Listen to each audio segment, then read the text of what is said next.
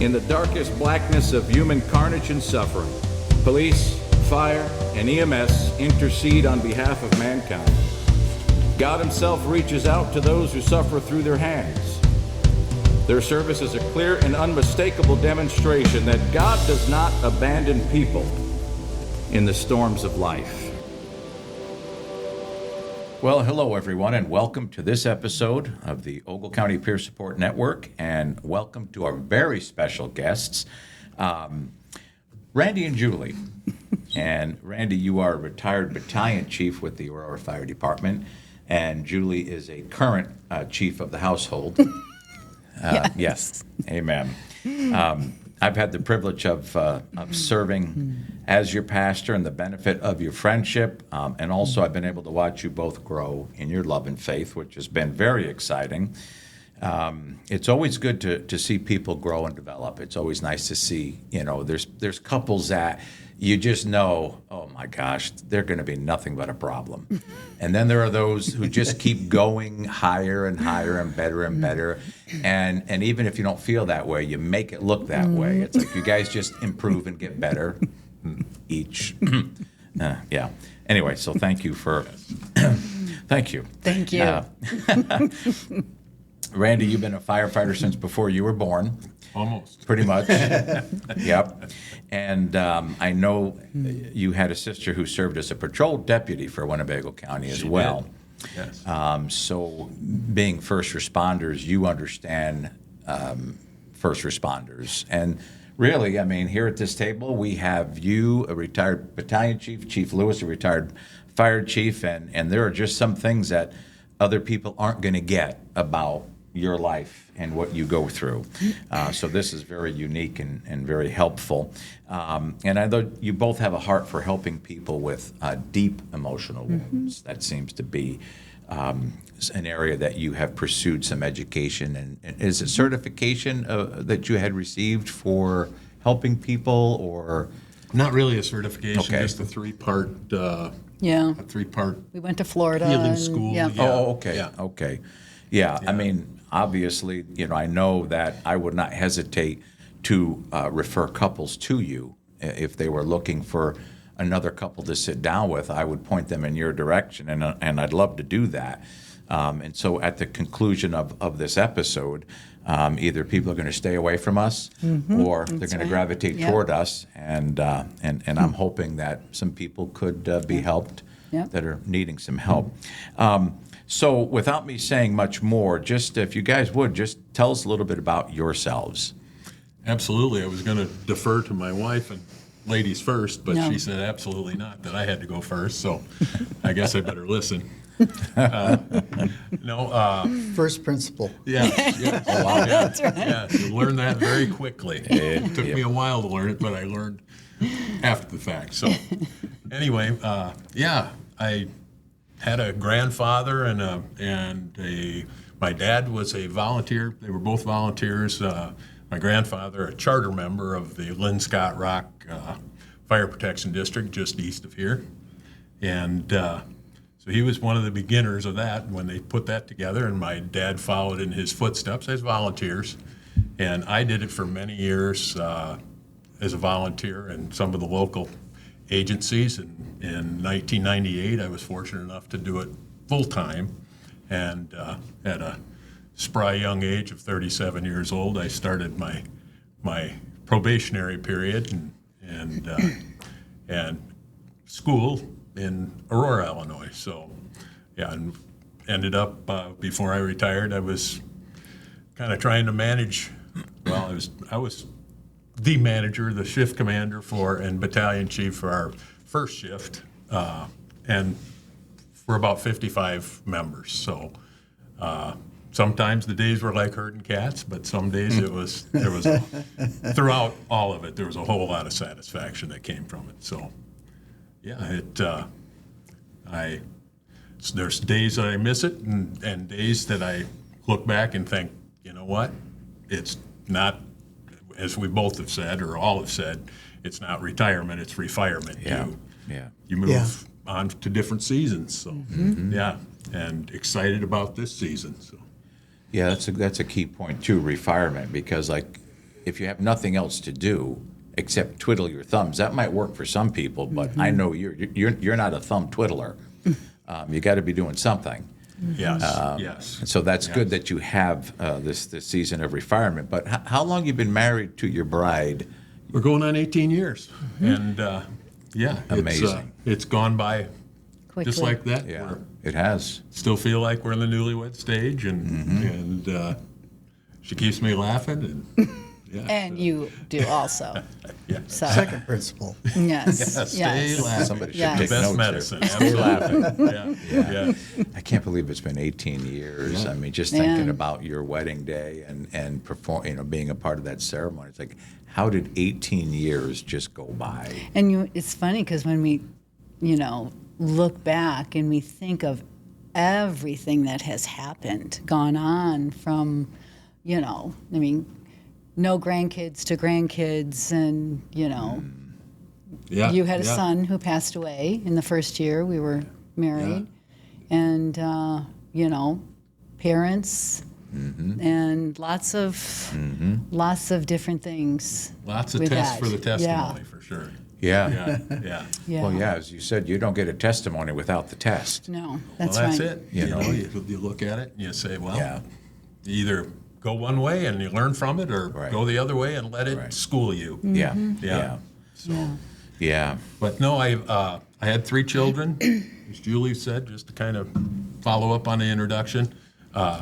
My firstborn son, he was multiply handicapped, and he went to be with Jesus at 23 years old. My 2 daughters, Amber, I have 2 grandchildren by her and her husband, and then my daughter Sierra, who is a school teacher up in the Madison, Wisconsin area. So yes, she's not married yet, but that day will come. Yeah, and there'll yeah. be grandchildren there too, I'm sure. But it's been good. It's we probably teach each other something every day, and Third principle. third principle. Wow. Yes. But yeah, I mean, I could go on, but I'd like to introduce my wife and have her introduce herself. Well, hi, Mrs. Leek. Well, hello there. How are you, Pastor? Very well, thank you. Chief. Okay, let's see. I grew up in Rockford, Illinois, and got married when I was 21 years old, and had 2 children. I still have 2 children, and they're wonderful. And we were married 10 years or so, and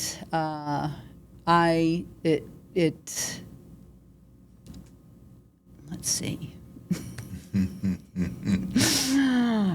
Does it matter to you how much I share with? You can share as much as Okay. you're comfortable with. Okay, Now, okay. keep in mind, you were just a baby at 21, so know, there's so much forgiveness and grace. Oh, say no, whatever, yeah, no. Say whatever you need I wouldn't to. say anything that my kids don't already know. So That sounds safe. yes. No, I was married to a great man.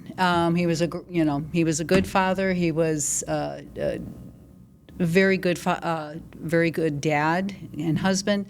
And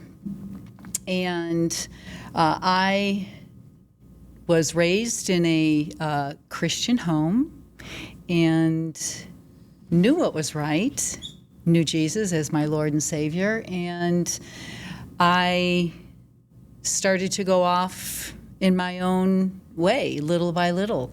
And it all started up here, in my eyes and my thoughts, never thinking anything of it.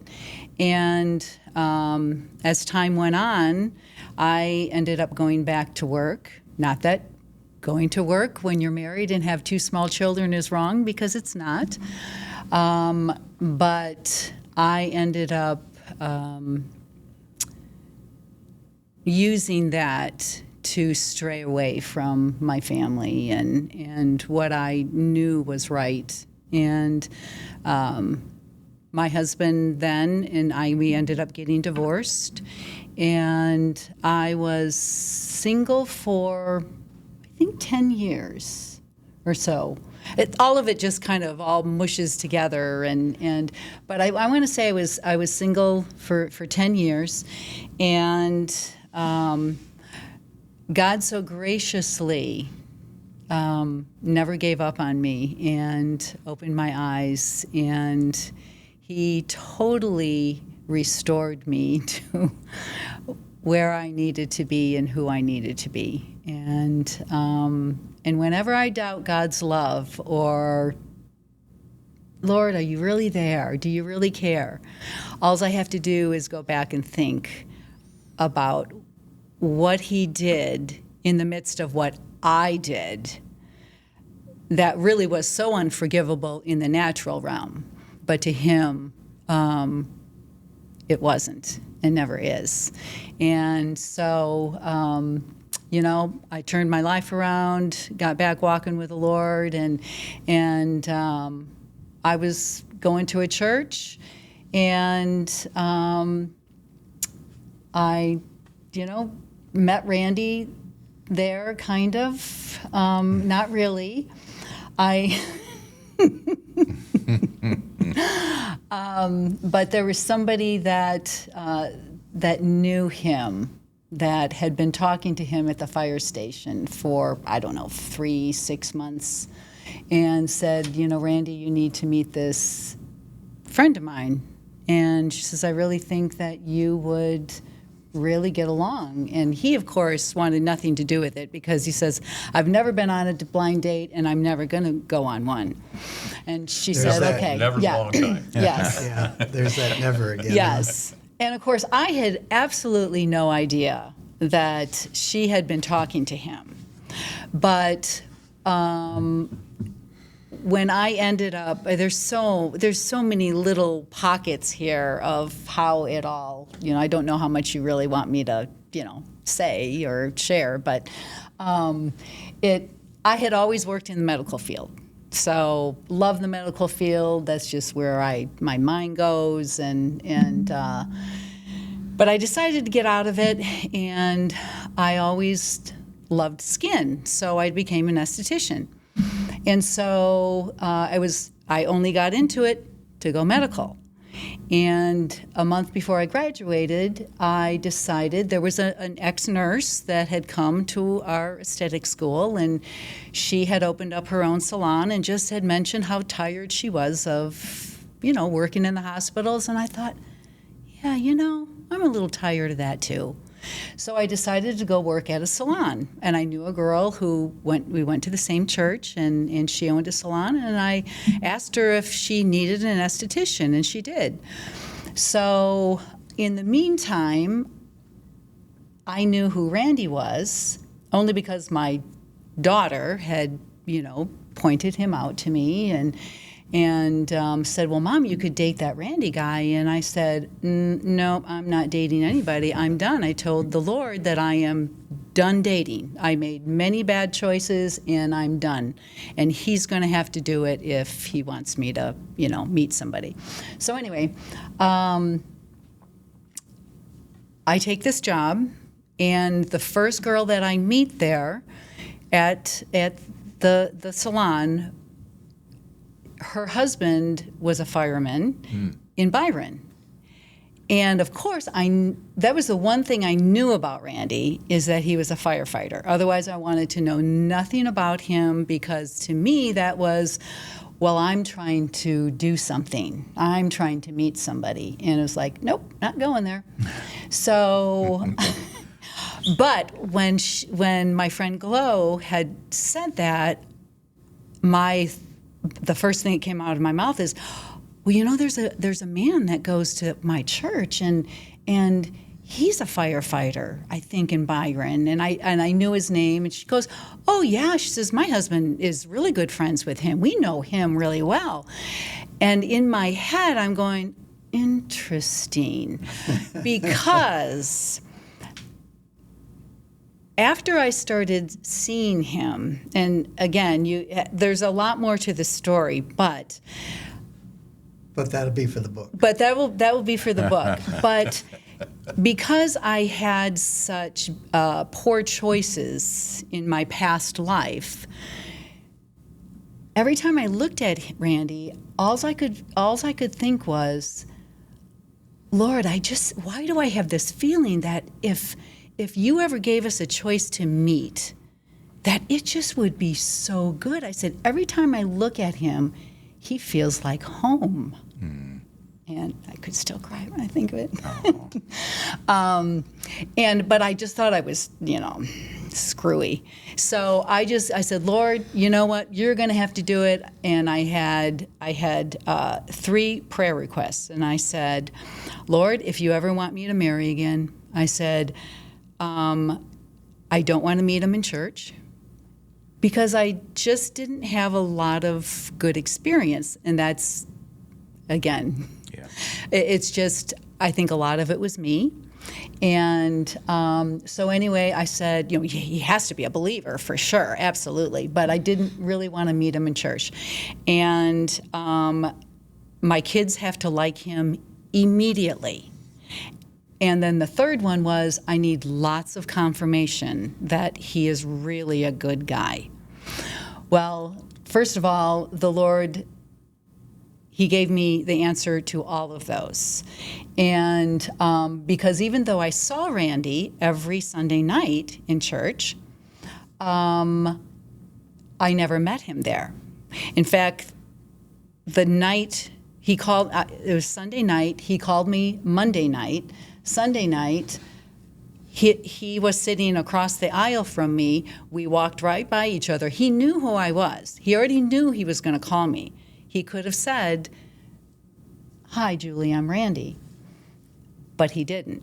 And to me, I can just see the Lord laughing, going, You asked me that you didn't want to meet somebody in church, so I'm going to honor that. And that just, I can just see God laughing. So anyway, he ends up calling the next night, and which of course I had no clue of. Glo, who had set this whole thing up, she had asked me one day at work. She said, "So Julie," she says, "would it be okay if I gave Randy your phone number?" And I looked at her and I went, Glo, I don't think so, because I told the Lord that I wasn't going to do anything to help get a date, meet somebody. And she looked at me with this look of like, you idiot. How do you even know he's even going to call you? And I just went, yeah, okay, fine, whatever. So anyway, that was probably 2 weeks before, he actually called. Well, God had told me to move into my parents' house. So I had lived there with them for a little over 5 years.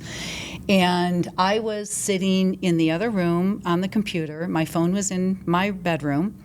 I heard it ringing. It was about 8:30 at night. I'm like, let it ring. And no lie, I'm sitting there, and all of a sudden, it was so loud, maybe it's Randy.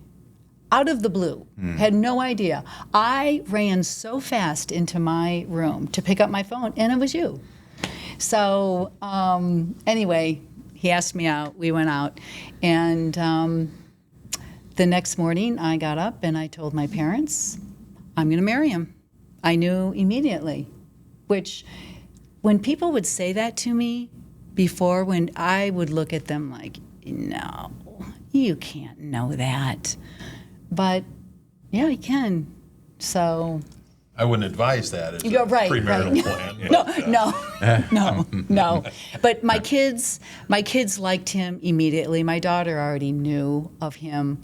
And up until a week before we got married, I had lots of confirmation from people that I knew that knew him that would call me and say, I heard you're getting married. Man, he's a great guy. I'm like, wow, okay. Which I could tell. I knew. I mean, I know you didn't ask me, but I would have told you the same thing. No, because I didn't know you then. There might be a whole lot of people that say just the opposite out there, though. Well, it's always neat and fascinating to hear people's stories, which sometimes I think we just need to take the time and say, hey, tell me your story. How did you guys meet? Yeah. And obviously both of you had previous relationships, and so our topic is tips, or how to have healthy or happy and healthy relationships. And there was a few things that you had mentioned I thought we would circle back on and talk about, but I want to just maybe say by way of a disclaimer that this is going to be our opinion. This is going to be our thoughts, if you will, our perspective, which may not always be right for everybody, because my definition of a happy, healthy relationship is not someone else's. Right. And sitting at this Right. table, when I think about the experience, now, even though you have 18 years of marriage between you two, you've had previous relationships and a whole world of experience Right. that you learned from. Thank God you did.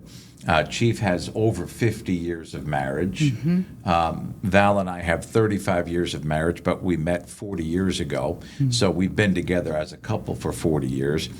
And there are lessons that we've all learned, and things that I think our listeners will benefit from. And we've been asked on several occasions to talk about relationships, marriages, families. And so this is our big moment.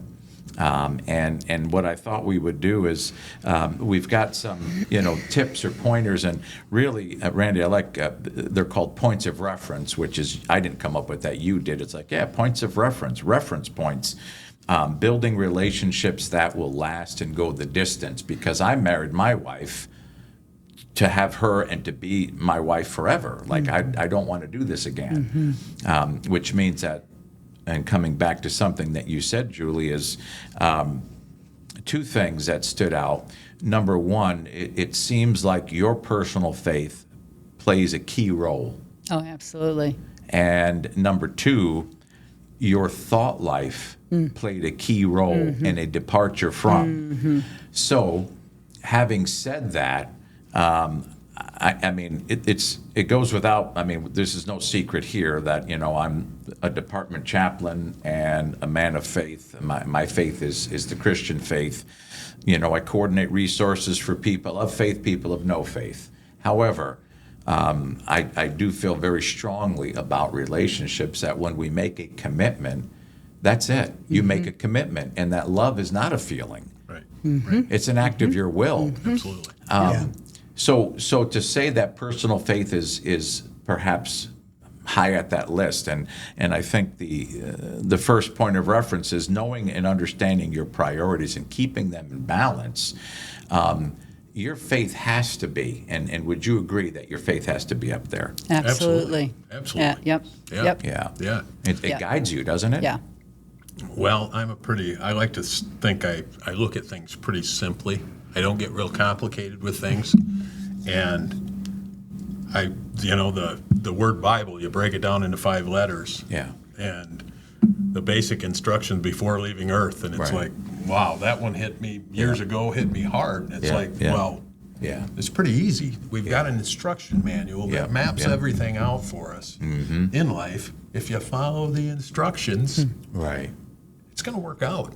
It's going to work out, I mean, Not that it's always easy. not that it's always, but that's any formal or walk Yeah. of life, Yeah. but at least there again, you have that instruction manual to go to, and people find it intimidating to, they read it like a book, and it is intimidating. Yeah. But when especially today's technology, the age of technology, I mean, just getting little clips here and there that you can plug into your situation, and it's those little nuggets have helped me through everything I've been through, and Like I a know roadmap. Yeah, exactly. roadmap. Exactly. Yeah.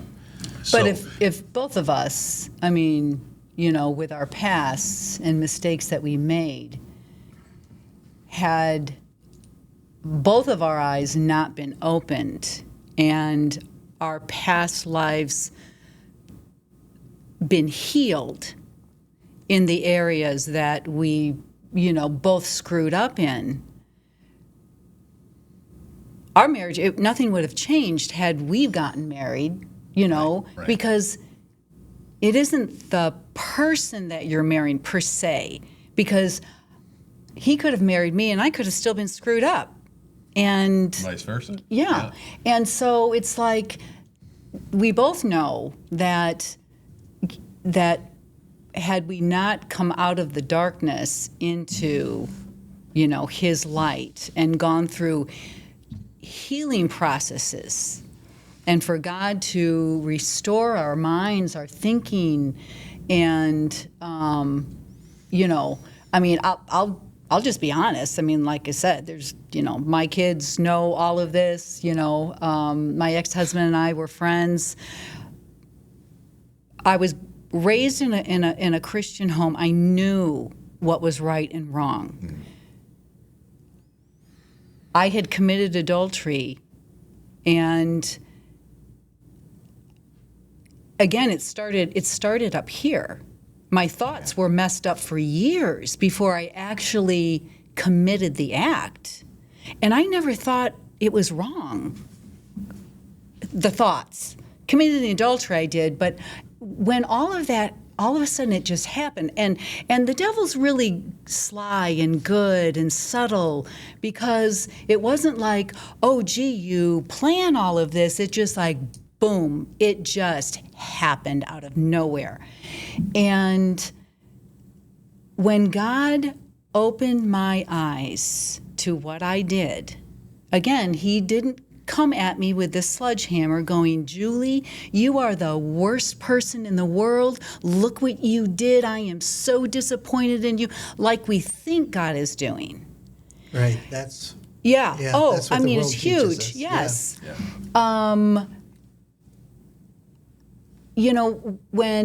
When he opened my eyes, and I knew my husband and I had gotten back together, kind of, and I was living there, and then I moved out again. Well, anyway, for some reason I knew I needed my Bible, and I found this book on our dining room table. Don't even ask me where it came from, and I don't remember the name of it, but it was all about marriage and how women should be, and how God, wants a man and a woman and their relationship to be.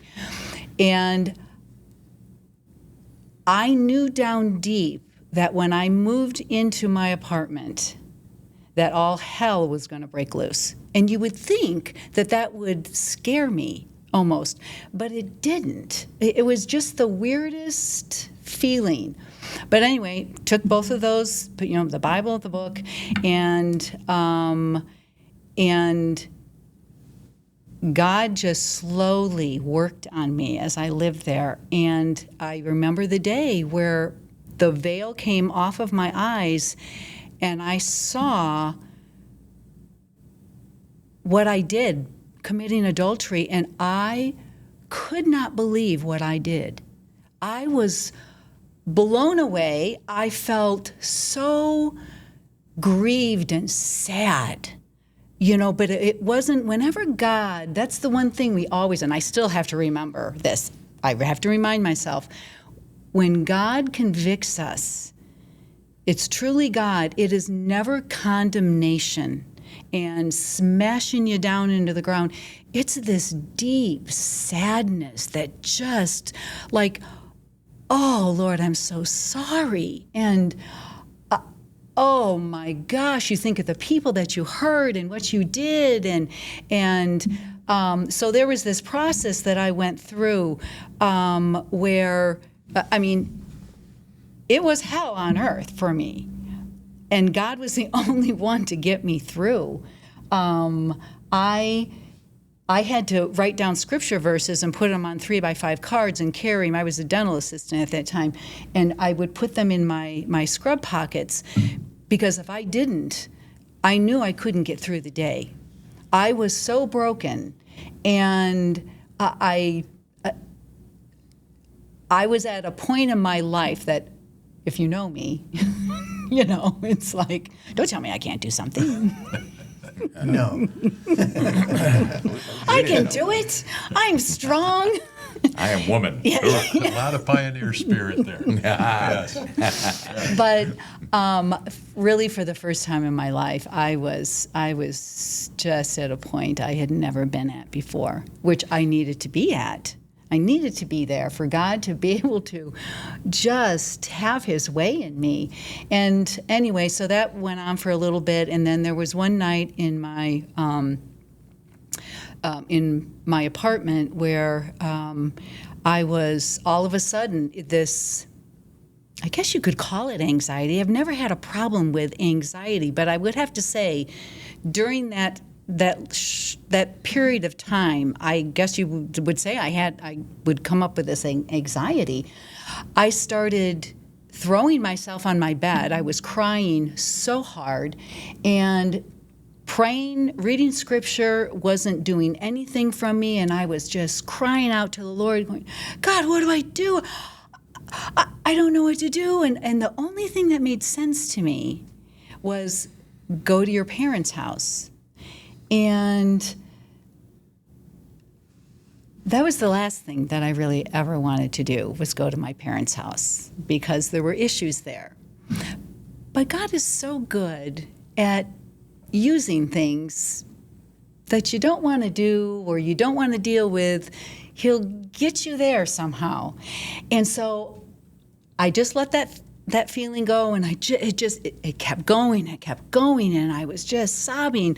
And finally, because I got to a point where I didn't know what to do, I got in my car and I drove to my parents' house. I sat at the kitchen table with them. They were eating dinner, and I was crying, and my dad just said, Julie, are you okay? And I went, can we just pray? And I stood up, they put their arms around me, and as soon as we started praying, that feeling, the anxiety, the fear, the sadness, it was gone in a heartbeat. God knew exactly.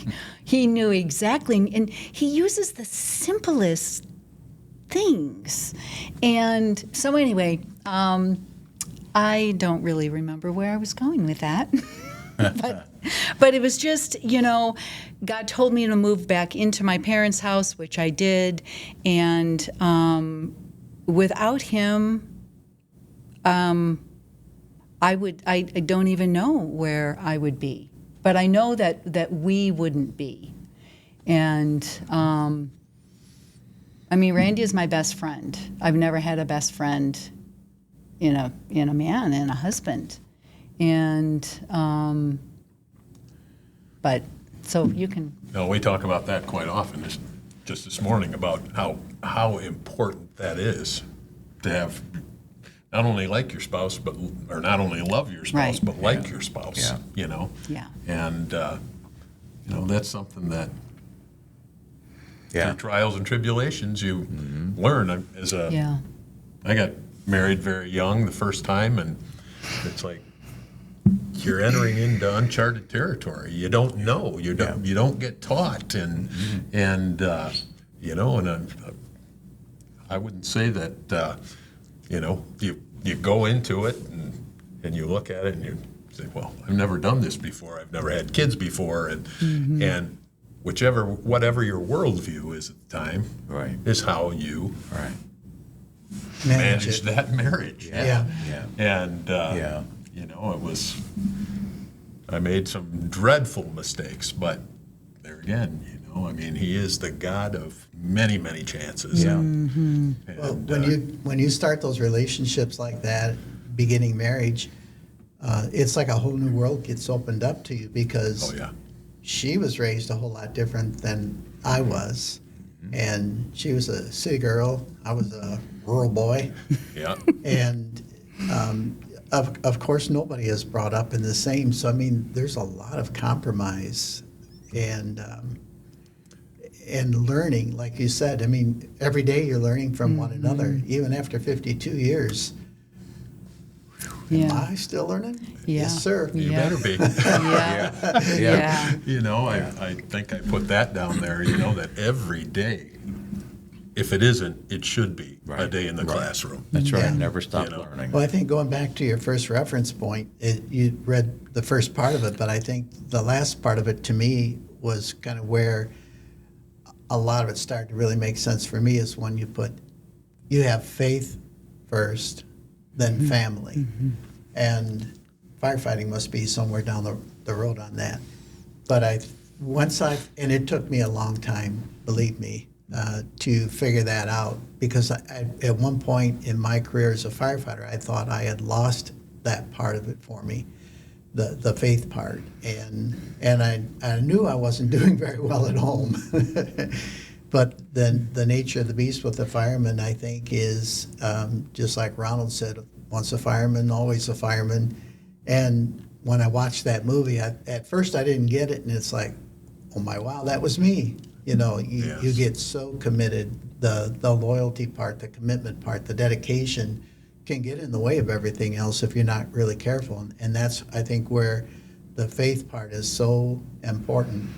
And as I retired and started helping teach classes afterwards, and really, that's when I first really realized the importance of that. And when you start mentioning that, you find out that all of those guys you thought must be heathens are coming to you. It's like, yeah, go Lord.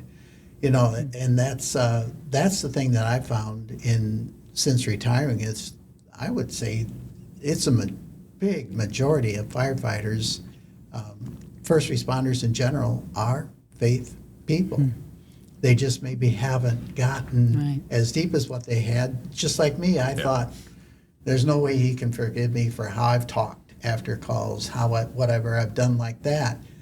And certainly my home life was a reflection of that too.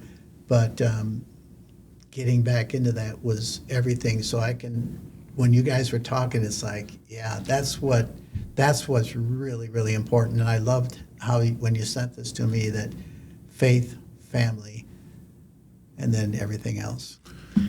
Well, I tell you, it's one of those things that I've talked to several peers in the fire service, you know, and especially in the volunteer service or a paid-on-call service, that they have such a time getting people to come back and to be volunteers. And I said, you know, for many, many years we've taught so much on family. I said, they were listening to what we said. Family's very important now, you know, where there again, I tell the story about I sacrificed my family on the altar of the fire service. Right. As many do and have. Because of the peers I surrounded myself with, that you start counting on their opinions more than you do on what your family's given you. And, you know, it was, there again, I learned from my mistakes. It was a long fought battle, you know, but there again, I said, you know, it took me 45 years to become an adult. And but better late than never, I like to say. You know, exactly. And what remaining years I have left, we've both made that our promise, that we're going to do whatever we can to make the best and to pass on what we've learned. Yeah. So it's key what you just said. You sacrificed your family on the altar of the fire service. And how many people right now are doing exactly the same thing, sacrificing their families on the altar of service, whether it's law enforcement, firefighter, whatever it might be. Absolutely.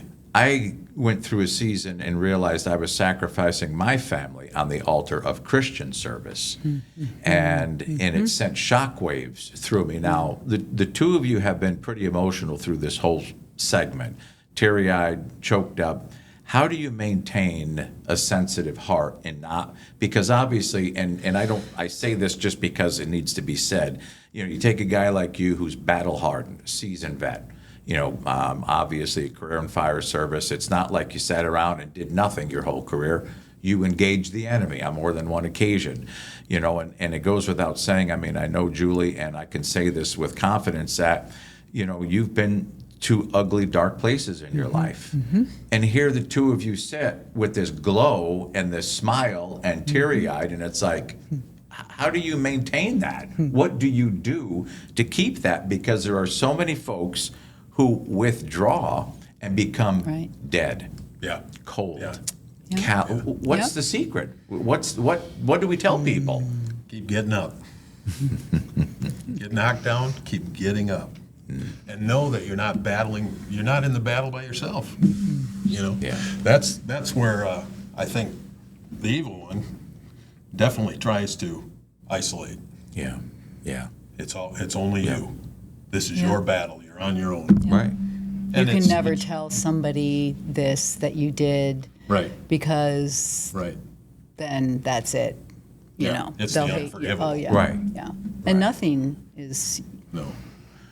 Well, and what you said, Julie, is that it's when God's involved, there's not condemnation, Right. there's conviction. There's a difference where, you realize that, oh my goodness, what am I doing? I don't want to be this person anymore. I don't want to live this Right. life anymore. Yeah. But I don't know how to recover out of it. I don't know what to do about it. And rather than God beating you down and holding you down because you're worthless, I see him coming along and lifting you up and saying, listen, I'll help you. But you have to appropriate. Right. I mean, when we talk about having faith, we talk about knowing your priorities, keeping them in balance. A lot of folks, they don't even understand faith. And Even those that are going to church. even Yeah, those that true. are going to church, even pastors in the pulpit, I have found, and I've been doing, I've been in the ministry for 30 years, and I can't believe it. I don't know how it's happened, but I don't gel very well with all pastors and all ministers. I just don't.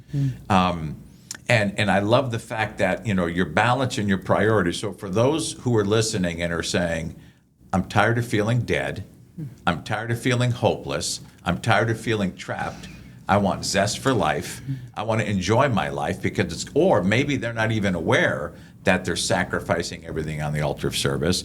What we're suggesting is, as points of reference, faith has to be your priority. You need to understand that. It can help you. Absolutely. Totally can help you. Your family comes second, and your family would be your spouse, your significant other. And there are people who aren't married who have committed themselves to somebody, and it's like, Right. hey, I get that. We're not talking about Right. that. We're just talking about your significant other. Right.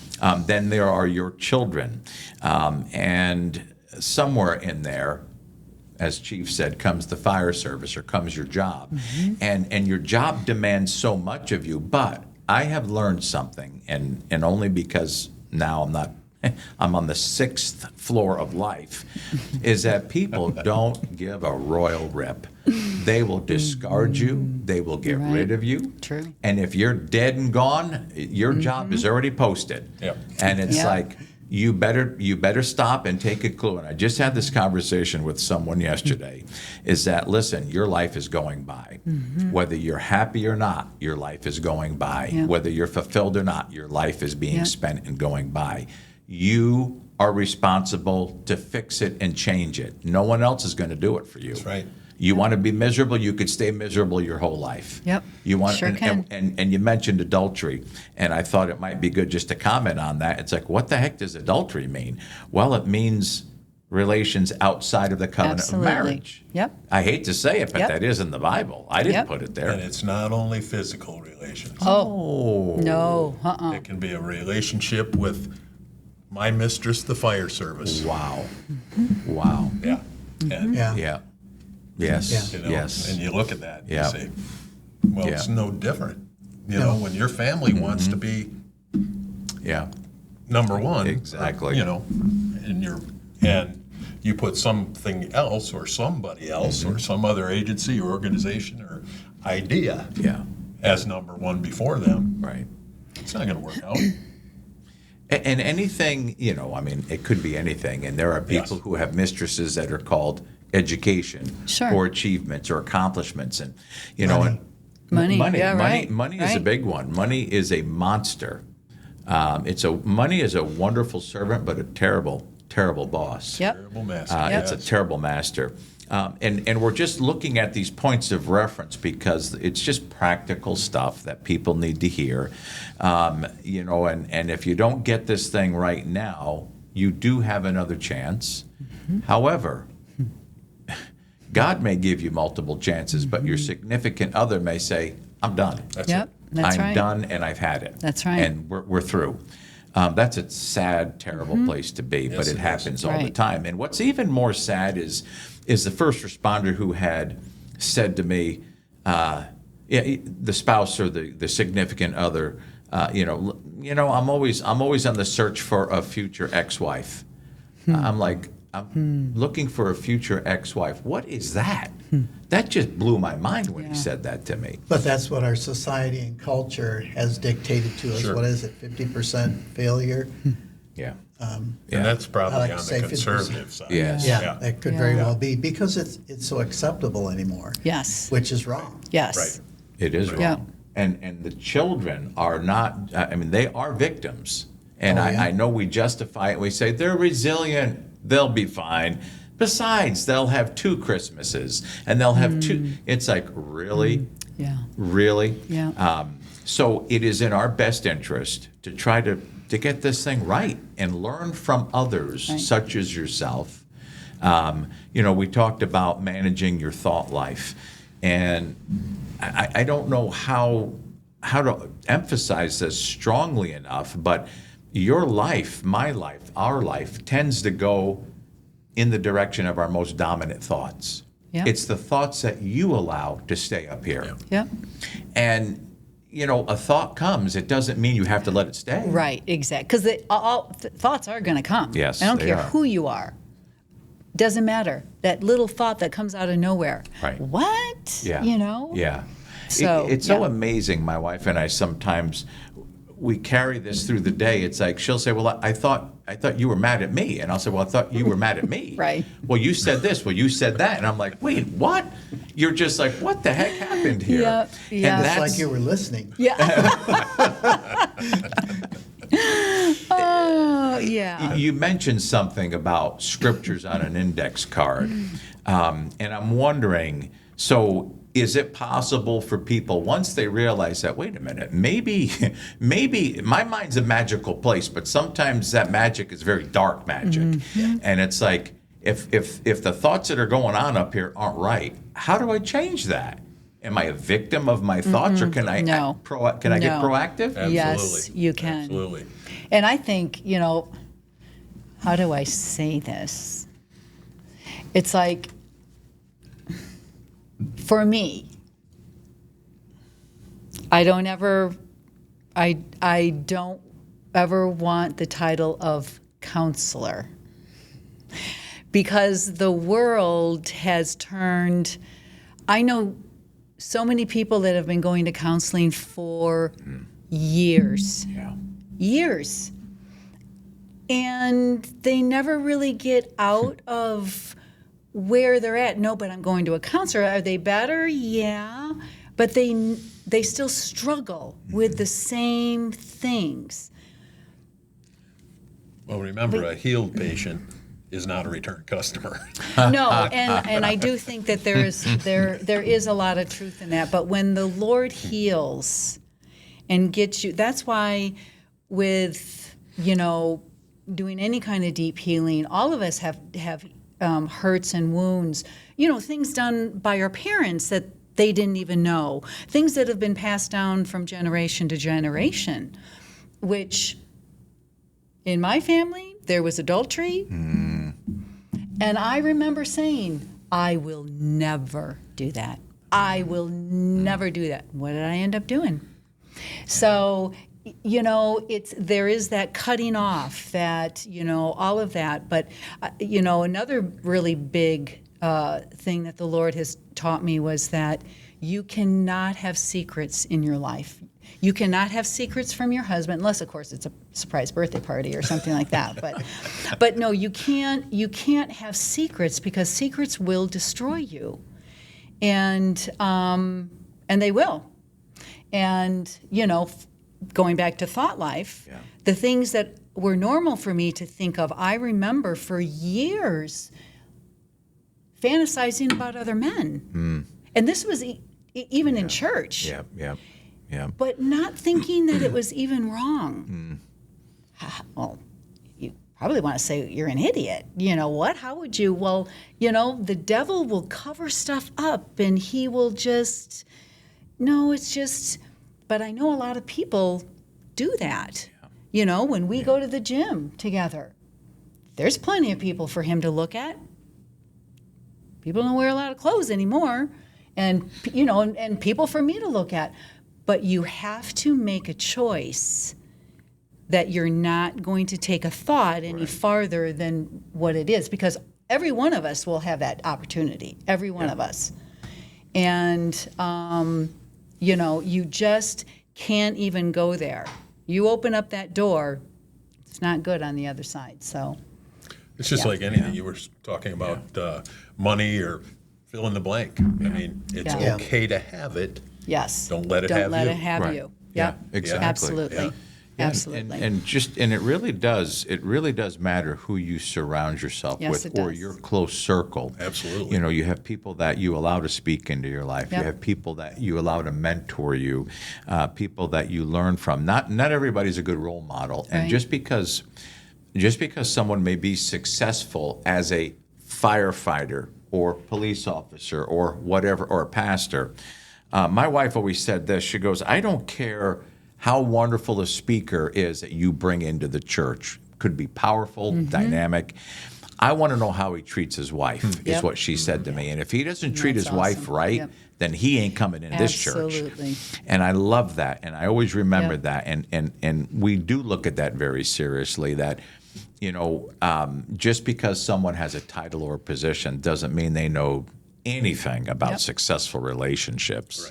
Right. And you could be married for 52 years and not even know your partner, Right. not even care to know your partner. You're just existing. You know, so these points of reference, I mean, if people are taking notes and listening, and I sure hope that they are listening, know your priorities and keep them in balance. You have to do that. No one's going to do it for you. That's right. But others are going to try to define it for you, what your priority ought to be. No. I'll define my priority, because I want to have a happy, healthy relationship with this person, with my family. I want this marriage to last. I want to go the distance. So I'm not letting anybody tell me what my priorities are. I know what my priorities are. Number two, you have to manage your thought life. You have to. If you don't, your thought life is going to manage you. Absolutely. And just decide ahead of time, well, what kind of a person do I want to be? Here I am, 60 years old, 60 years young, 60 and a half now. I'm, mamma mia, my nudge. Just a baby. Just a baby. I'm just starting out. I'm just now starting out. I want to be a better person. Every day I say to myself, I want to be better. I want to do better. I woke up in the middle of the night last night feeling guilty about something, and I was like, oh. And I was like, really? I woke up feeling that way, and I said, Lord, please, I'm sorry, forgive me. I don't want to do that anymore, you know. And it was just my thing. But I'm always scanning and looking and thinking, okay, don't do that again. Don't have that conversation. Don't say those things anymore. Yeah. Yeah, can relate to that. Yeah. So, but there is real substance to helping us change our thoughts. It's not just about, I will not think about that today, or I'm only going to think happy thoughts. Oh yeah, until the first bad thing happens, right. and then where's that happy thought going? Right. There is a way to change the way you think, to change your worldview, and that's where your faith comes in. Absolutely. Yep. That's why it's so vital and it's so important, and it is a wonderful thing to be able to have thoughts grow and produce. It's a wonderful thing, or it could be detrimental. Mission-minded, number 3, to be know which missions are the most important and the effects that these missions have on those that are closest to you. And I want to add something in there too, is that, you know, being mission-minded, there are some things that are worth dying for.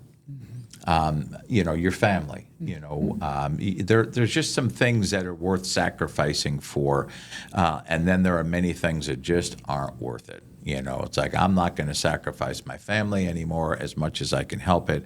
I'm going to do everything I can to keep that balance and focus on what is my mission?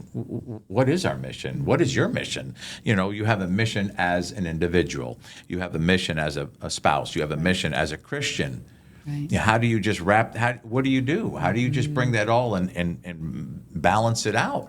And I'd like to think, I got to put a plug in for the chaplaincy, I'd like to think that a good chaplain can help you with that. You know, Yeah. what's your mission? Well, your first mission is to God.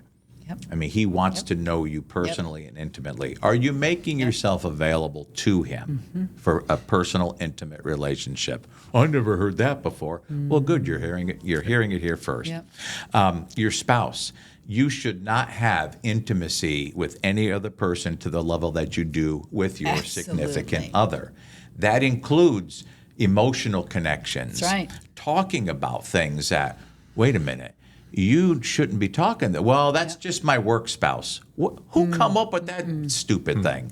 That's world. the world. Yeah. Yeah. You have a work spouse? Right. Not me. I got one spouse, Yeah. and her name is Valerie. And for me, one's enough. Amen. And Christine, we love you. We're more than you guys can handle, huh? Amen. Yeah. Yeah. Yeah, but speaking about your mission too, I mean, I believe that every one of us has a call, a higher purpose. There's a reason, and for some of us, it's easy to know what that call is. You're naturally gravitating toward, well, the fire service. You spent a career doing that. Could we say that was your call? Sure, absolutely, but not at the expense of your spouse, and you learn the hard way. I'm just going to roll right to number 4. Don't live in fear of making mistakes. Fear of making mistakes. Learn from them. Learn from the mistakes. I mean, yes, learn from your mistakes, but isn't it so much better to learn from other people's mistakes? Yeah. That's what this is all about. Yeah. Look at their scars and If you say, can. hey, Yeah. if Yeah. you can, Yeah. that's huge. And Yeah. and there again, surrounding yourself with I mean, mentor is a huge word in the Yeah. fire service and the police department in any walk of life, and those mentors, I would rather have mentors for life than mentors just off of one section of it. Right. Because the mentors in my in the fire service, for me, I mean, I thank them for everything they taught me, but yet it was about the fire service. There was a few individuals that taught me about, things above and beyond that, but very few and far in between. I tell the story when my first marriage dissolved, it was like I had guys on the job coming out of the woodwork saying, "Oh, dude, move in with me. We'll have a great time." And I knew what that meant. It was going the exact direction that I didn't want to go. Right. And that was a crossroads for me, and it was like, okay, thank God for praying grandparents and praying mothers and grandmothers, and that I But knew that that would have been an direction. easier path. Oh, it would have. Yeah. It would have been definitely the easy. Yeah, the especially easy in way. those emotional times, you make emotional decisions. Yeah. You end up in a mess. Yeah. So, it's. I'm glad I chose the direction I did. Yeah. Or she would have never happened to me, and I Well, would have absolutely. been on Right, no, vice versa. Yeah. the junk heap, and Yeah. Well, and we could end up on the junk heap, and the romantic junk heap, the professional junk heap, the person. I mean, there's just so many junk heaps out there. But fear of making mistakes, and I think it's important for people to admit, listen, I'm going to fail. I'm going to make mistakes. I'm not perfect, and there's and this is not about me, but there is unfair pressure on a minister, on a pastor, that you're supposed to live this perfect life and be above. It's like, I am anything but perfect, anything but perfect. And there are times, and I have to admit, that I was afraid of making mistakes and causing my wife to not love me or, to want to look elsewhere. And it's like, then finally one day it dawned on me, you know what? This is who I am. This is all I have to give you is myself. You have my whole heart. I give you I hold nothing back. You have my whole heart, my whole life. I'm going to make mistakes. I'm going to fail. And so I decided that early on that it was better for me to make more deposits into my relationship than withdrawals, or you'll be overdrawn. Yes. So how do we make deposits into our significant relationships to keep them healthy? What do we do? You gotta take the time to be with each other. You know, if you have young kids, especially, and of course, we never had to deal with children living with us. Now we had grandkids a lot of the time, but we all of our kids were grown, so we didn't have the, step kids trying to all get along together and, all of that. But I had asked the Lord, I said, Lord, how can you ever use me? And this is before we were ever together. I said, Lord, what good am I? How can do I just have to be used for divorced people? And he. So what's my purpose? Yeah, what's my purpose? And again, I just saw the Lord just kind of shaking his head like this, chuckling at me. He goes, Julie, he says, I can use you for married people, and I can use you for divorced people and single. Divorced people of, okay, this is what, you don't want to do. Married people, this is what you do to not get divorced. Yeah.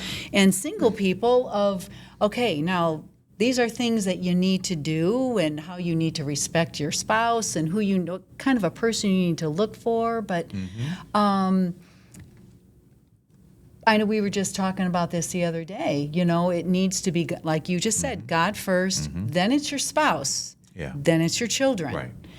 And if you, as a married couple with children, don't on a regular basis take time to be with each other, whatever that means. You go out to dinner, you go away for the night, or whatever. Go for a walk. Yeah. Just, you have to, that has to be important. Your spouse needs to know that they're important to you in that way. And I will say for Rand that, he always, really, you have always made me feel like I was important. When we are walking out on a street, he wants to be walking on the roadside so that he is there to protect me. He's always looking. Now, I will be very honest, and sometimes it makes me a little mad because I think that he thinks I'm weak, which, again, if you know me, it's like, I can do this. I don't need you to do this for me. But if he wasn't like that, if all of a sudden he changed, it would be devastating. I really don't want him to change. I still want him to open doors for me. I still always want him to be looking, waiting. He is truly a protector, and in ways that I think you don't even know. But if that's just, who you are. And I forgive you for the time. No. No.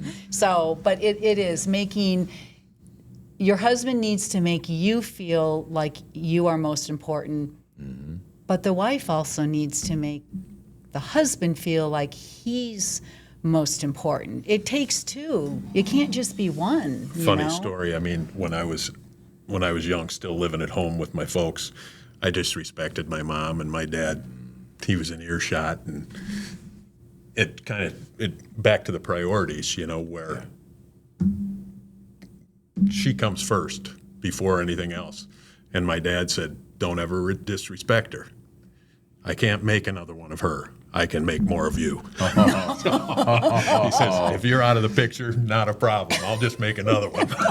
That's good. We got to remember that he had one. his priorities in place. Gosh. So and I'm just thinking while you're talking too, how important it is that as a couple, that you understand this is not, and this is for all couples, whether it's just a significant other, whether it's a commitment through marriage, if you want to be a good boyfriend, a good girl, whatever you want to be, it has to be more than 50-50. Yep. You bring 100%. Yes. Absolutely. You bring 100%. Yes, absolutely. And in my premarital counseling that I do for couples, before we take them to the altar, I'll always ask the question to the effect of, do you believe that you're not a whole person without her? And do you believe that you're not a whole person?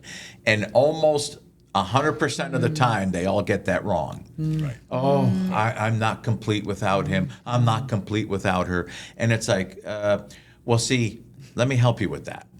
Because you want to bring a complete version of you. That's it. And then Yeah. together, a whole Yep. Julie, a whole Randy. Now Yep. you create something wonderful together Yep. instead of half a man, half a person. Absolutely. It's like, yeah, no, it doesn't work that way. And again, these are all subjective because these are my opinions and my values, but what I have found that works best. Yes. And it's not like your significant other is there just to serve you and make you happy.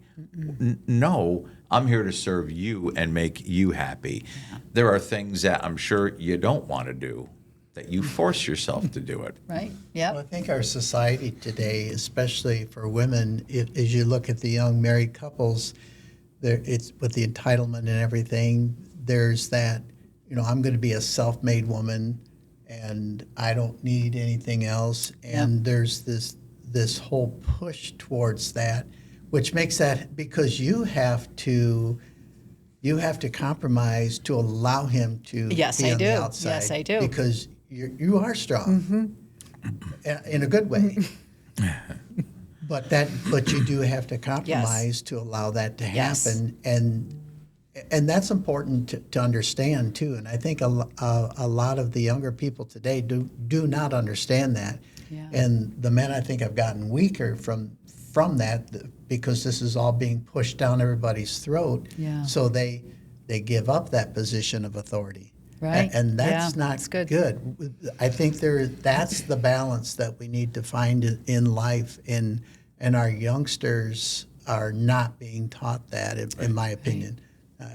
I can look back and think of my grandfather telling me things ain't what they used to was, Exactly. Yeah. But why aren't they like they used to be? Or, what he was referring to at that time was the things that were important. Yeah. Right. Yeah. Not It the wasn't fluff necessarily, that tries to cover us today. the top thing was not the career Right. Yeah. And or just- self. Well, and that's the other thing is that self gets in the way, pride gets in the way, and it's really hard to deal with a person who's full of themselves. Yeah. Commitment, and we just we talked about maybe the difference between then and now. We have lost a lot today. We don't have some of these values and these things where I believe that commitment is from God. You make a commitment to somebody. You make a commitment to stay the course. You make a commitment to not quit. Right. Heck, you come to the altar, you make a commitment to serve and follow Christ, right? So, what we're talking about are keys or points of reference where when you come into a relationship, you don't say, yeah, until something better comes along. No, it's this is it. This is the better. Yeah. I don't want anything else. You make it better. Yeah. Yes. Right. And if we're looking to change anything, look to change yourself. Absolutely. That's That it. is it. Instead of, I think it's so easy for us all to go, if he would just change, or Right. if she would Right. just change, Yeah. then I'll be better. It would be so much easier, but there'll Yeah. just be something else. Or going you back to know? that point Yeah. of where two broken or people that aren't 100% come together. You spent most of the relationship trying to fix each other. Exactly. And Yeah, bring each right. other up. Exactly. And that comes with so many frustrations. Right. It does. Instead of Yeah. Yeah. being at that 100% when you enter a relationship and say, Yeah. okay, now we can get something done. Yeah. Yeah. Yeah. Yeah. Yeah, and we all have room for improvement. I know Absolutely. that, but just in terms of you two, Julie deserves a whole, complete version of Randy. Randy deserves a whole, complete version of Julie. It doesn't mean that you got your act together, Right. but it means that you're never going to stop learning and growing. Right. And I think it was you, Randy, that one time said, when you're through learning, you're through, you're done. I mean, that's it, you're done. I've never felt more humble. I've never felt more vulnerable in my life. I mean, I knew so much more when I was 18. Oh, yes. My, and like you both, I want to instill what I've learned. I want others to others to experience happiness and contentment, and if I can share what I've learned and what works for me, and if it works for others, great. So somebody's listening right now and they're thinking, we're on the verge of divorce. I can't stand my spouse. This just doesn't work. They don't care. This one doesn't care. That one, whatever the circumstances are. Is there ever, and I know this is a loaded question because this has come up several times, is it ever okay to get a divorce? As Christians, would you say, oh no, that's, you never want to break up, you never, I've had people say that, oh no, I just won't leave him because I'm a Christian and it will be wrong, but yet the guy is unfaithful, he comes home drunk, if he comes home at all, he's doing anything he wants anytime. At a certain point, is it okay to say, whoa, this is not working? How do you deal with that?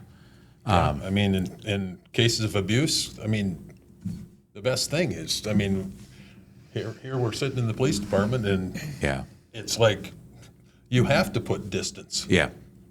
However that may be. If it's a separation, if it's whatever, but if there's abuse taking place, it has to be taken care of. But Absolutely. There again, there's many people that say, no, through thick and thin, and through sickness and in health. Well, that's not proper behavior. So I guess that's the. I would agree. I would. Yeah. I think that the guilt that can be put on, especially within the church, of like, that's it, you're doomed for the rest of your life now. And nobody had been divorced in my family. I was the first one. So, I grew up, I knew my parents weren't really best friends whatsoever, so kids aren't stupid. But also in that, I do think past generations didn't just say, well, I just think of today's age with the phones, that if this doesn't work, we'll just flip the page and move on to something else. Generations before said, I know it's not the best, but we've been taught that when the waters get rough, you just roll a little harder, and I think that's been lost. But there again, you have to have a mission. If you don't know the mission statement, which a lot of marriages don't have a mission statement. They don't. If turbid waters come along, it's like it's time. But I guess that's the big thing, is that I always said, if she leaves me, I'm coming with. Right. Yes. Vice versa. So it's one of those things that you have to have that set ahead of time. Right. That the things that the cans and the cannots. This cannot ever happen. And have those discussions. Right. That you can never treat me that way. Right. That's right. I can never treat you that way. Right. And with every decision, there comes repercussions. So it's. it would be terrible to live with somebody, like I told him early. Well, it's funny. We were married, I think, 6 months, and I looked at him one day, and I said, "Who are you, really?" And because I said, are you sure, like, you're not this ladies' man? Or because I never met anybody, and still to this day, I've never seen his eyes. You can tell a lot by somebody's eyes. Yeah. And I've never seen him look inappropriate at a woman. And I've never seen that in neither one of you either. Oh, thank you, Yes. Julie. But that's huge because It is. I've seen that a lot in the church. And it's just like, nope, I would not trust him, or I would not trust her. Yeah. It goes both ways. Yeah. And I think once you've been in that situation, it's really easy to to see that, Recognize and it, yes, yeah, in see other it, people. I think Yeah. that's a stack up against the young married couples again, going back to them, that there is so much of that. Yes. And like you said, people are wearing less clothes today Yeah, than what and they right, used to. right. And all of that goes against that, and it doesn't help whatsoever for those younger married ones. And they sit there with kids and Right. life going on and Yes. finances and everything else. And I think in this profession of being a first responder, and I'm not giving it this as an excuse, but I think it is a little bit different because of what you do. You can't take it home. Right. There's a lot of things that you can't unsee that play over in your mind in full living color and Dolby sound. But you just kind of keep stuffing all those down in, and I think that can become a determinant in a marriage as well. And I think that's something that we haven't taught. That was never taught me Right, ever right. in my whole fire service career as to how to manage those things. As I got towards the end of my career, it was going to end my career actually, and then you came along, and wow, I'm sure glad you did, because that was the difference maker for me, was getting involved, was having a church family. I think that we've talked a little bit maybe about the church here, but I think that was an important step for me, was having that local church and folks like yourselves that we can share things with and say, hey, I got this going on, man. What do you think? But I think those are all important things that we need in our lives to help navigate through this. And the younger generations, I mean, man, they pick up their phone and Uncle Google helps them through whatever. Yes. Right, that's wrong, or not- indifferent. Yeah. Right. Yeah. And most of the time, I think it's wrong. It's wrong. Yeah. Yeah. Because it's worldviews instead of real life. Right. Yeah. Yeah. Yeah. Yeah, it's one of those things, we're so, I think society and the worldview is all about helping self. Right. And, you go into well, I'm probably dating myself, but you go into a Barnes and Noble and I think people just Kindle it now or whatever, the books on Right. the, Yeah. but you'd walk in and there'd be entire sections in the self-help section. Yeah. And I heard somebody say, if you could truly help yourself, there wouldn't be all these books needed, You need outside influence. Yeah. Whether that's Relationships. other Right, people, right. faith, for sure. Yeah. And realizing that you're not at the top of the heap, that you do need to reach out, and especially when times get tough and the evil one tries to separate you and isolate you from others. Right. That's the time you really need to be Yeah. fighting the surface of the water to stay swimming, and reaching out for a hand. And honestly, that's where I was when he came along. I mean, I didn't know which way to turn. It just seemed like the best way was to end it all. Yeah. And man, am I glad he came along. Yeah. Yeah. Yeah. That was God orchestrated. Yeah. Yeah. It's so Right. Perfect timing. That's so cool. yeah. And God will show up anywhere. You always, again, I grew up thinking, well, God doesn't go to bars.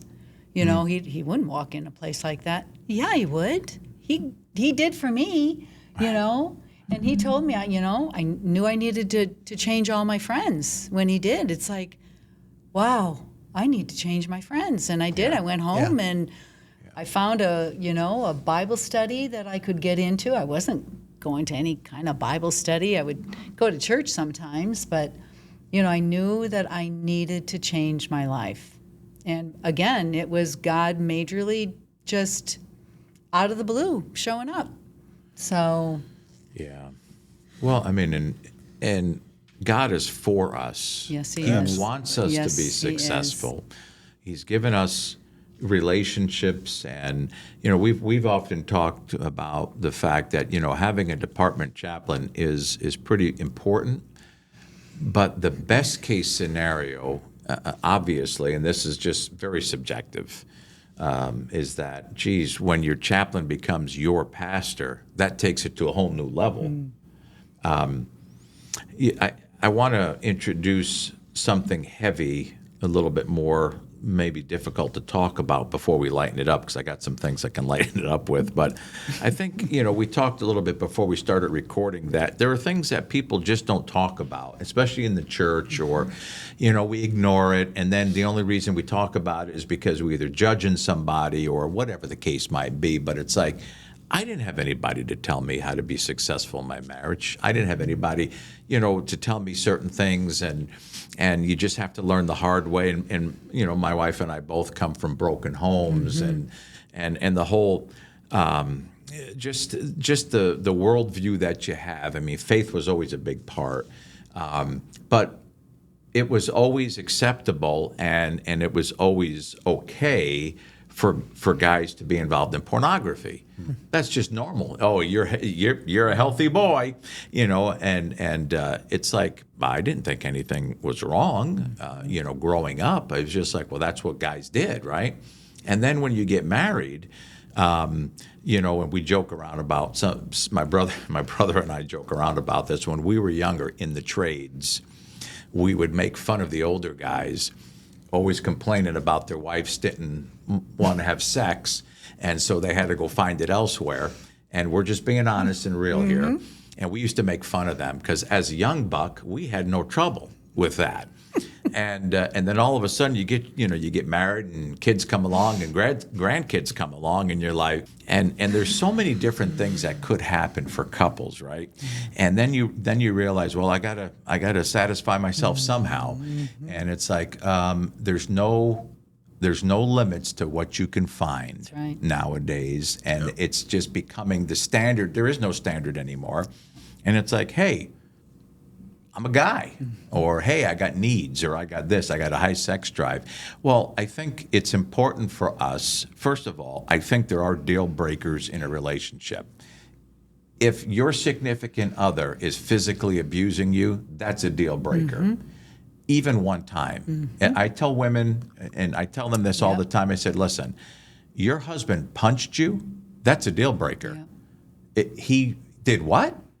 I would get a baseball bat and I would take it to him. And I mean, like, you don't tolerate certain things. You do not. You never, ever do that to your significant other, ever. There's a problem there. If you have some indiscretions and you're looking at things you shouldn't, and, is that a deal breaker? No, that's not a deal breaker. We all struggle in areas, right? But the thing about pornography is that we've learned is that it actually rewires your brain. And there are people listening right now who are either thinking, that ain't no issue, dude. Listen, I look at stuff when I need to, I want to. It doesn't hurt to look. Oh, wait a minute. I want to make a statement here. That's how it all begins. That's how it begins. Yes, it does. Yeah. One look, two, and then and the way that we're designed, and we're designed this way, is that if you keep giving yourself the privilege of looking and the right to look, it starts off this way. And let's just keep it real. When I was younger, I'll use myself as an example. Those catalogs years ago with the women with their underwear. Yes. I shouldn't be looking at this, but I want to. And the older you get, you want more. Yep. And then clothing. No, I don't want to see anybody clothed. Now I want to see other things. And this is just normal. This is normal, and this is okay in our society. But what does it do to you? What is it doing in the context of marriage? How do you dishonor and disrespect your spouse and don't think there's anything wrong with it? At a certain point, you have to take responsibility and say, wait a minute. I made a commitment to this person. Yeah. I'm not going to look at anybody else and think thoughts. I'm not going to undress them in church, because I've had a lot of women say that to me. Oh, I had a problem undressing people in church. Why do you do that? Get control of yourself. Take control of your thought life. If one little look here leads to this, leads to that, and then eventually it's not enough anymore because the eyes are never satisfied. No, they're not. Yeah. It's never It's satisfied. like any addiction. I mean, Yeah. when you start off with something, pretty soon you got to have more and more and more of Yeah. it to even, Yeah. in the physical, Yeah. whether it be Food. food, Oh, sure, whether it be yeah. whatever, you just fill in But the then blank. again, our society and culture, what that is done to us in the food. I mean, even our government gives us the food triangle, which is messed up. Oh, yeah, for Yes. sure. You know, Yes. so really have to take control. Yeah. You really, and you Yeah. can't trust Google. You really have to No. read labels, et cetera, and it's hard to find the right information. Yeah. And it is an addiction, and that's It you know, is. that's what Yeah. that becomes Right. too. That's right. Oh, and like you absolutely. said, Yeah. it takes more Yeah. and then more, and then Yeah. pretty quick, then it can go physical, Right. And then it's Yeah. done. Yep. Well, and somebody, and of course, I'm the guy that sits across the desk from couples who are having these issues, and I can distinct. I mean, once guys, and I say guys, I mean I'm just using men as a reference. Once they get addicted and it's ensnared them, it is very hard to get free, and it's a tough one. And I'm not saying it's hopeless. It isn't. But you do need you need mentors. You need accountability Yeah. partners. You got to have somebody. But I've dealt with guys who, just to appease the wife, will come. Well, my wife said she's going to divorce me if I don't come and talk to you. And it's like the guy no Yeah. longer intends on stopping what Right. he's doing, you know. Yep. And I remember one guy actually came into the office. He was dragged in there by his wife, and you can tell he didn't want to be there. And I'd never said a word. The wife, so I said to the couple, so how can I help you? And she started talking. And as soon as she mentioned the pornography, he got up, literally threw the chair down, stormed out of the office, and she sat there and wept. Well, they're not married today because he had no intention of changing his behavior. It is going to hurt the marriage. It's going to hurt your loved one. Well, it's disrespectful to her. And you know what? Yeah. It's unrealistic. Right. Yeah. Right. Your Yep. wife Oh, can't yeah, compete with totally. that. Right. Your spouse Right. can't compete with that. Well, so many times it's the excuse is, well, it's not physical. It's not. I'm not doing it with somebody else. Right. But you think of it, and we know of cases where even hardcore porn isn't enough. Right, that's now it goes to children. Children, Now Yep. it goes to, you know, Animals Yeah. or Oh, whatever, whatever. you know. No limit. Yeah, right. No end. right. No. And it's not in every case, but no different than saying, well, that's a gateway drug. Yeah. Well, that's Yeah. a gateway too, you know. Yeah. So, Yeah. no, it's just Yeah. there. Ga- But there gateway. is answers. There's answers is. for Yeah. it. There's hope. Yeah. There's There's hope. hope Yeah. and there are That's the- answers. Yeah, Yeah. that's the Yeah. beauty about it. With any addiction, there is help, but Yes. You have to want it. you have to want Right. it Yeah. and then go for it. Yes. And put people around you that understand that Right. and can help you, not somebody else that's doing it too. Right. Yeah. Yeah. Yeah. Yeah. And you do. Yeah. And you don't want to surround yourself with people who make excuses and justify it. Well, she doesn't satisfy me. Well, she gained 100 pounds and look at her. You know, you hear all kinds of things and it's like, okay. So what we are advocating is this. We're advocating honesty with each other. Be honest and say, listen, I'm having a problem. You know, we don't have sex anymore. That's a problem for me. Okay, why aren't you having sex anymore? She hates my guts. Or I don't know what the problem is.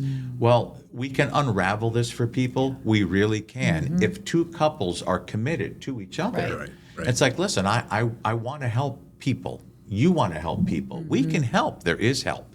There is hope. Right. But you have to be honest enough and you stop making excuses. Right. It's like, okay, if your marriage is in jeopardy because of whatever the reason is, let's be honest. Number one, let's acknowledge, okay, we got a problem. And that's not an acknowledgement of weakness, right? No. Right. I mean, It's- actually, that Absolutely. takes strength to, yeah. you know, courage. Yeah. Absolutely. Look, we need to bring additional resources in for this one, so that's what we want to do, because if it is an addiction and it goes beyond what we're able to help them with, they need to seek professional help. Absolutely, positively, because there are things that have there are things that have gone in deviant sexual proclivities, which it's beyond the imagination. Like, I can't understand the mindset of a pedophile. I can't Right, get with that. right. I have a very hard time with that. And there are people who have sat across the desk and admitted to all kinds of things, and some of it you're like, oh my God, Lord, I don't even know what to do with this one, you know. But it's real. Right. Right. And someone once said it this way, And whatever you think of the word sin, that's not the point. The point is, this guy said, sin will take you farther than you ever wanted to go. It'll cost you more than you ever wanted to pay, and it'll keep you longer than you ever wanted to stay. Yeah. It is in our best interest to stop right now and say, listen, guys, I need help. I'm really struggling. I need help. Okay, great. We've got some resources. Yeah. It's all confidential, but you and your spouse have to be together on this. It can't be like, well, I told him he better do this. No, if he wants to help, great. If not, there's nothing we can do for you. Right. Right. Deal breaker. Is pornography a deal breaker? No, it should not be a deal breaker. Right. And truthfully, there are many marriages who have been restored even after infidelity. Absolutely. That's not a deal breaker. No. Beating the snot out of your spouse, that's a deal breaker. Messing with little kids, that's a deal breaker. Yep. There are certain things that you have to say, I'm sorry.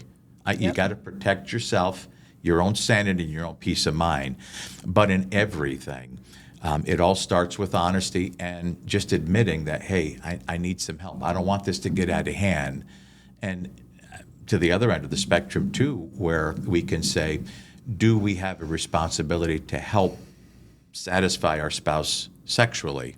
Yeah, that's part of the agreement, isn't it? I mean, you don't want your spouse starting to look outside of that relationship. Right. So get it worked out. There are conversations that you can have to say, hey, what's going on here? Right.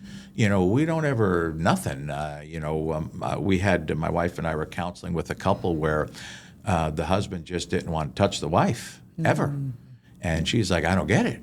And we still don't know what the problem was, and it's still a problem. But it's like that's more common than what you might think. Yeah. No, I'm just not interested anymore. Okay, you have a responsibility to work that out. Right. That's part of the agreement or the arrangement.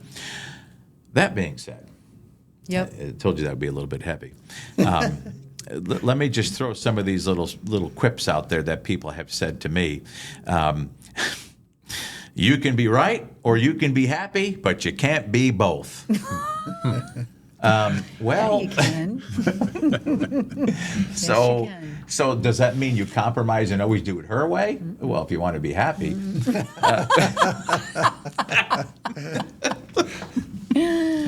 I thought you weren't going to put us on the spot.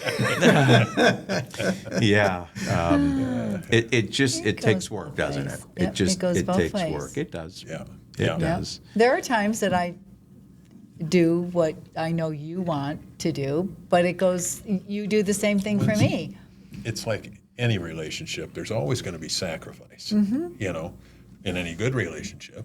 I mean, I don't care if it's labor agreements, if it's, when we're talking here at firefighters, whether it's, down to the marriage. It's in every relationship, there's always got to be that. Yeah. Yeah. There has to be. Yeah. Otherwise, it's a tyranny. Yeah. Yeah, exactly. So- Exactly. Yeah. Yeah. No, if somebody wants to change, they can. Sometimes it takes longer, but I think it just you need both. You need two people, and if you're not willing to be honest, then you can't change. Right. And I think you have brought to- up a great point too, that it was discussed that, seeking help in the world's eyes is a sign of weakness in the world's eyes. Yeah. But in truth's eyes, it's a sign of strength and courage. And before this thing's, back in the fire service terms, before this becomes a 5-alarmer, let's get the resources. Yeah. And, let's hit it with all we've got Right. when it's small and manageable, Right. instead of wait until it's out of control and then we lose everything. Right. So that would be my advice as far as if somebody's struggling, if you're having problems with your marriage or your relationships, it could even be with your kids, Try and do it before it gets. Right. Yeah. I heard somebody say, kids are like concrete. When they're very fresh and young and new, easy to work. Yeah. The longer it sets up, pretty soon, there's nothing you can do. That's right. and it's already set in its ways. And Yeah. so, yeah. That's good advice. Get the resources coming. Get on it right now. Get after it right now. Don't just wait and hope that things will get better, because most likely they won't. Right. And then we tend to say, well, you know what? I'm just going to ignore it. I'm just going to. I got to focus on my job. I'm just going to bury myself in my work. You owe it to yourself to have a happy, healthy relationship. Yeah. Don't you deserve that? Right. You do. Yeah. Yes, Why absolutely. bother? Yeah. One final thing, and I've said this to my wife on more than I'll thank her. I say, you know, Val, thank you for choosing us, and please, I just ask you, just don't quit on us, and just be patient, because I'm always working on me. I'm always trying to do better and be better. But brother, I am telling you, sometimes I am so hard-headed and stubborn. And I like to say, well, I'm Italian. What did you think? But it's like, well, wait a minute, dude. You know, stop. And my wife says, why do you keep doing that? You know, it's like, I don't know. I'm stuck in this rut, and I'm trying, you know, we got this puppy mostly because she said, you know, she wanted a little puppy so that when we have an empty Yes. home soon, Yes. we don't want to be alone. It's like, huh? I was like, well, wait a minute. Why? No. Yeah, wait a minute here now. Yeah, I'll be your puppy. yeah. I'm your lovesick puppy. You know, and you know, I got to thinking, it's like, well, why did we do that? Were we just out of our minds with stupidity or what? I mean, we're talking puppy. And so finally I just decided, you know, I'm going to do this for my wife, and I'm going to get involved with this. I'm going to show her that I'm going to do this with her. It's not going to be all her. Well, you wanted this dog, you know, so it was rough. It was, for the last 2 months, it's been brutal. I'm like, I am out of my mind. I'm sleep deprived, and worse yet, she wants the puppy sleeping in the bed. And I'm like, oh, okay. So, Lord help me. But I just decided, okay, I said to myself, Gary, you are stuck in a rut. You know, you like things a certain way. You don't want to be, you know, and it's like, it's time for change for Gary. It's time for Gary to come out of his comfort zone. And so I literally, now, I actually like having the little guy. Aw. And this morning, he's like snuggled up next to me, and I look down, he's just looking up at me with these long eyelashes, and I'm like, oh. Cute. He's the cutest little thing. But a change took place in me. At first, I fought it, and I was Yeah. like, you're out of your mind. A puppy? Heck no. I don't want any more dogs, and I'm waiting for an empty nest so that I can just spend time with you. The whole bit, on and on and on. And it actually had the opposite effect, where it changed me, that I actually think about this dog and miss it when we're not home. And I'm doing this with my wife, not just for her. I'm doing it with her. Sure. Yeah. And isn't that what we should be doing? Is Yeah. like, I want to do this with you. Yeah. Well, allowing change to take place. You know? Yeah. You can. Yeah. I mean, it's a choice: allowing or refusing. Right. Yeah. And you know, sometimes Yeah. we use our ethnicity, Yeah. we use our whatever. There again, fill in that blank too, to make an excuse why we aren't going to change. Right. And it's okay. Well, you know, that's one of those things that change. Do things people hate. Yep. Change and things staying the same. Yep. Yeah. So Yeah. Yeah, that's so it's true. like change is inevitable. It's going to happen. Yeah. You might It as well is. embrace it. That's and- right. Yep. That's And, exactly right. That's exactly yeah. right. Yeah. We I do. like to say not to embrace it so much as to manage it. Yeah. Yeah. Yeah. Yeah. Yeah. Yeah, and season, I mean, you know, like you're in a Yeah. season of refinement, and that's wonderful. And, you know, you guys, you just, and like I said, I'm not trying to be silly with this, but you guys always seem like you're happy. Yeah, I know it's a choice. You choose to Yes, be. absolutely You it do. is, yeah. You may not always feel loving, and you may not always feel happy, but you have to choose happiness. Yeah. You have to choose joy. You have to choose one another. You have to choose to do things together. And if things aren't working, change it. Right. Don't let it just stay the same Right. and just be, Right. you deserve so much better than that. Or You know. you just go do your thing and I'll do my thing, and Right. that's how you live. Yeah. And, you know, Yeah. it's like that would be so sad. You Well, know, but yeah. but Yeah. we could choose to be like that. Absolutely. You know, Absolutely. it is a choice. Yeah. We could be different people, but you have to work Right, at right. not going down that road.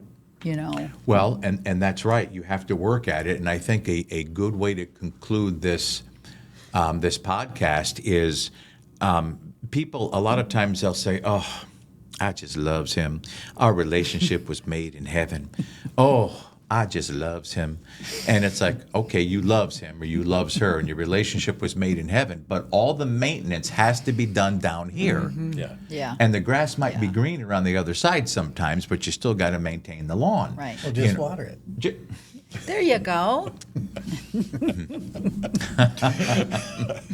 You know, there's work that has to be done. Yes. You know, it's not going to just work itself out. Right. You know, and I had to mow my grass before coming here, and it's like that darn grass just keeps growing. Oh, boy, doesn't and it, though? man, I'm like, man, it was just like this. And my wife is like, aren't you like, going to be late? And it's like, yeah, I got to hurry up and I got to shower again, a second shower for the day, but it has to be done. And it's like, there's just some things that if you don't deal with it, it doesn't get done. That's right. Unforgiveness, get Yeah. it dealt with. Oh, yeah. Resentment, get it Yeah. dealt with. Unresolved issues, get it dealt with. Yeah. Issues with the kids, issues with the in-laws, any number of things. Get these things dealt with. Otherwise, they will fester. Right. And eventually, Yes, they will. at the point of no return where somebody's going to say, Enough. Yep. Yep. enough. Yep. Yep. Don't let that happen. No. Yep. So The we're, more we're you let it here. go. We're here to help, and I really appreciate you guys and your insight, perspectives, and your openness. In the event that somebody's like, boy, I would love to talk to Randy and Julie, all they would have to do is get a hold of us, and then I will put you guys in touch with them. And you guys, I recommend. In fact, in a perfect world. The world according to Gary, in a perfect world, you guys would be on staff with me as associate pastors, and you'd be paid, the same thing that we pay other volunteers. And I would have no problem referring couples to you just to sit down, talk with them, restore hope, and I have no problem recommending you guys, and it saved me a workload too. So. Well, I think that's what happens to a lot of couples is that they don't know where to turn. Yeah, Mm-hmm. yeah. And everything is either expresses time or costs and not knowing what to do. And then they go out and, like I say, good old Uncle Google, they start going there Yeah. and they just become more confused. Right. Yeah. When if Right. you find somebody that has been through it and Yeah. conquered it, that means a lot. Yeah. Absolutely, and you guys have been through a lot, and you've met the challenge, you came above, and now you're doing life together, and you do Yep. emulate what I look at and I say, well, you guys, you still seem like you're on your honeymoon 18 years later, which is admirable to me. Yes, It's like, we wow. are. We are. I'm very excited Yes. and proud to know you guys as my friends and love you guys, and Thank you. not to mention Thank you're just 2 doors down from me. Yeah, that's That right. works out That's nice, right. too. It works out real Yeah. nice. So when Yeah. I need marriage counseling, hey, Yeah, Come well, on we're still down. going to build that tunnel that goes underground. Yeah, like Val and I have talked. An Oh. underground tunnel that you could just, Yeah. I have to say one final thing. The best medicine ever in the whole wide world is when you and Val start laughing uncontrollably over nothing. And it's like, I want Yep, I so would much agree to with do that. more laughing. I miss that. I Yeah. do. Tell you what, that's a great segue for a conclusion. Yeah. I mean, Yeah. to put it out to the audience that if you want healing, laugh. Laugh. And that is one Find thing. a purpose Yeah. to laugh. Yeah. We do laugh a lot. Oh yes. you At know? ourselves. Yeah. mostly. Absolutely. Absolutely. Yes. Yeah. Yes. Well, I appreciate you guys very much, and thank you for taking time to come. Thank you. And we thank you for being our guests, and look forward to some feedback. I hope we get some good feedback Yeah. over this one. Yep. So Yep. thank you, guys. Yep. Yes. Thank you. It's been a pleasure. Yes. Thank you. Dispatch from Route 7 Command. Man, go ahead. Need a chaplain at this location? 10-4.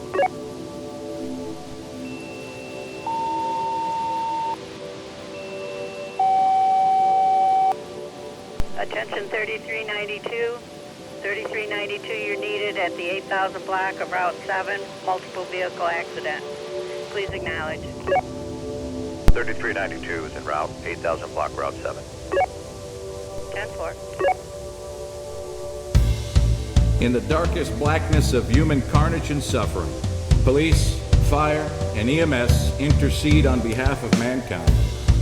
God Himself reaches out to those who suffer through their hands.